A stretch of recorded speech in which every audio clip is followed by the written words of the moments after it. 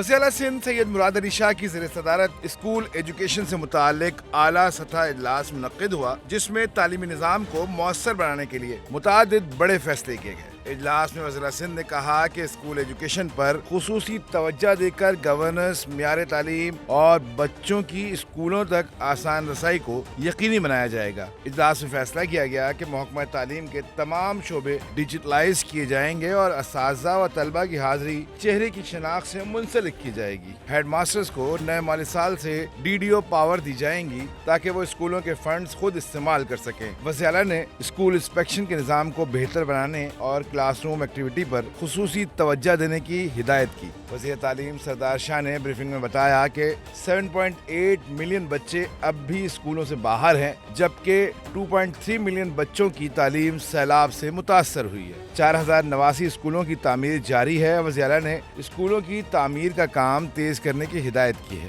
تعلیم کا انتظامی ڈھانچہ بھی تبدیل کیا جا رہا ہے۔ تعلقہ ضلع اور ڈویژن کی سطح پر غیر ضروری انتظامیہ ختم کر کے صرف ایک ایجوکیشن آفیسر یا ڈائریکٹر ہوگا۔